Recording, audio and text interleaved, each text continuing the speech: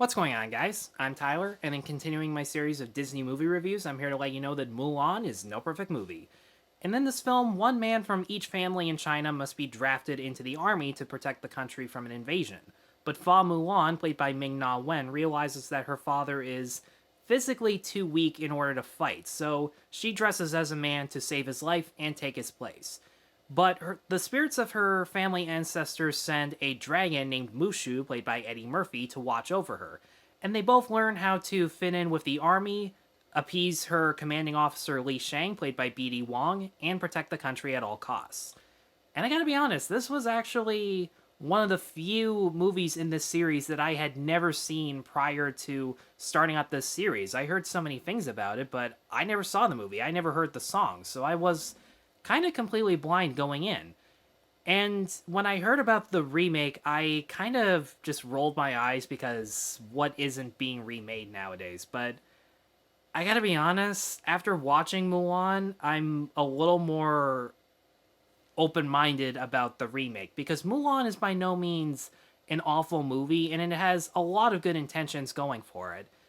But it's also a really rushed movie. For an hour and 33 minutes, I've seen much shorter Disney movies that had more character depth and a much more brisk pace. Because so many things like Mulan as a character, the villain as a character, the side characters that are in this army and she has to fit in with, and her commanding officer, there are so many things that are glanced over in one scene through exposition that you obviously understand what's going on, but you don't exactly feel the emotions that the movie wants us to feel. Like Mulan as a character, I was really excited to see her because everyone built her up as this strong willed, independent woman who doesn't need a man to rescue her. And for the most part, she is those things. But one thing I didn't really understand, and this is a Disney princess thing, a lot of the best Disney princesses have something they're fighting against and fighting for. Like Tiana was fighting against racial inequality and fighting for her own restaurant. Or so many other characters like Belle, Ariel, and Pocahontas who were fighting against preconceived judgments and fighting for equality and acceptance. And I think Mulan was supposed to be one of those kinds of princesses, but I didn't really feel that way because what she really wants in her life is never clearly expressed. There's so much emphasis on how she doesn't fit in with her neighborhood and with her family, and if she was expressing her independent thoughts in a way like Belle or Ariel or Pocahontas, that would work. But the movie doesn't do that. If anything, she doesn't fit in with her family and her neighborhood because she's clumsy and a little lazy at the beginning too. She gets her pet dog to do her chores for her. She's late on so many things. The reason she pisses off like the head matchmaker is because a lucky cricket did a lot of forced slapstick that got her into trouble. So I didn't really believe the things that were going against her were really all that legitimate. If anything, they felt forced and desperate. And the song Reflection, which is a very nice sounding song, the lady who sings did a really good job. It sings all about how she tries to hide who she really is, but outside of... You know what? I honestly can't even think of what she does want in her life. They try and make it seem like her family's the most important thing to her. And for being strong-willed and independent, she cares a lot about pleasing her parents, who kind of care a little bit more about how her image reflects on them in terms of their honor, in terms of how other people see them, which didn't really make me feel bad for the dad who was sick. Hell, you don't even really get that many scenes of them just being a family. If any, you just get scenes of them trying so hard to make her presentable to others, and yeah, they're pointing out how some things about culture just don't work, but there are so many countries where you could do that with any culture, so... Which also reminds me, for a movie that feels really proud of Chinese culture, they show a lot more of the flaws than they really do with the pros. I really don't remember that many positive things they say about the culture of China. The one thing I was really impressed by with Mulan as a character was just how brave she was. She was willing to kill people in order to protect her family and her country. It's not as deep as it could have been because there's nothing redeemable about the villains. You're not going to lose sleep over them dying, and she's not going to lose sleep over them dying. But for a Disney princess who also is not royalty, not even in Mulan 2, but also one who was willing to kill by any means, was a pretty gutsy move, and I gotta give him major credit for that. You might be asking, well, isn't that bravery enough? For some people, it might be, but like I said, it's passed off as nothing because they're pure evil, and you don't really get the sense until the very end that she's fighting for her country, let alone just for her family. It's great that she got that far, and the sacrifices that she makes leads to an interesting climax. It just didn't feel like it was enough for me personally.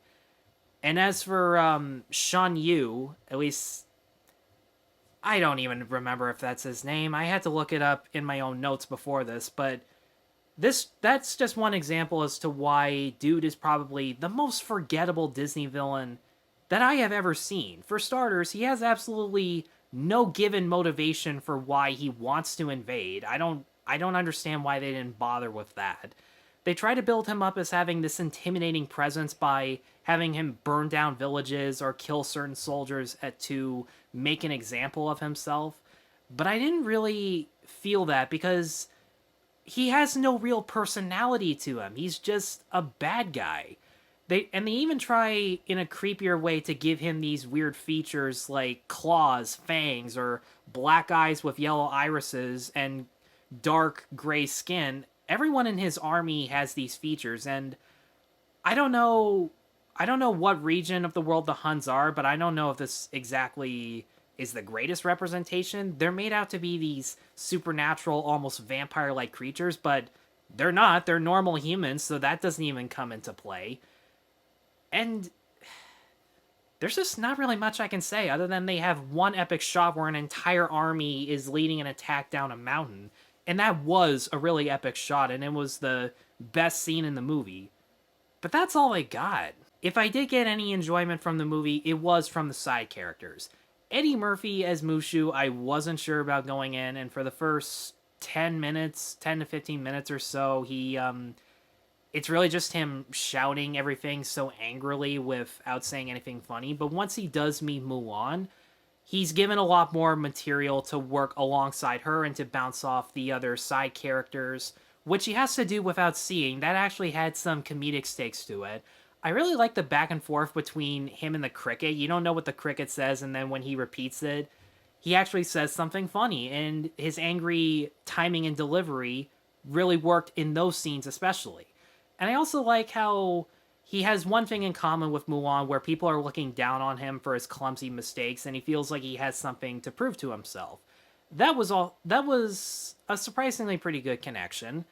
The Three Stooges soldiers that Mulan tries to make friends with, they have some decent comedic slapstick here and there. Some of it's a little forced and desperate, and that's usually where she has to pretend to be a man. But just on their own, the three of them, I like them. They have personalities that bounce off of each other very nicely.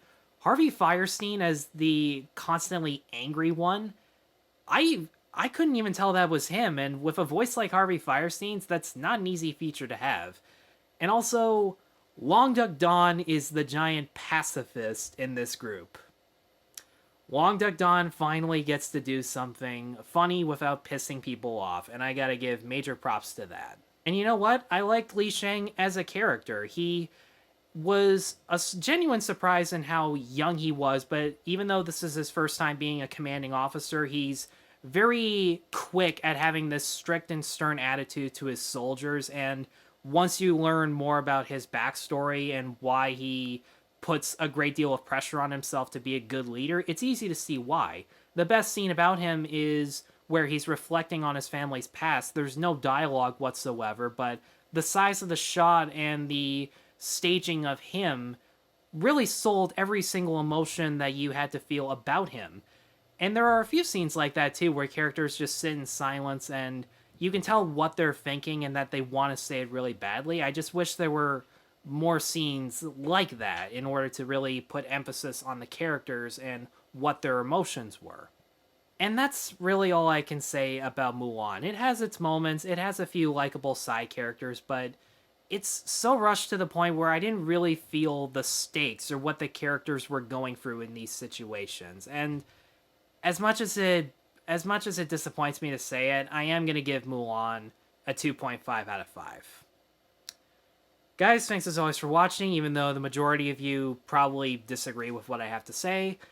Be sure to let me know in the comments. If you've stuck around with me for the past 2 weeks, you know that I will definitely address your concerns.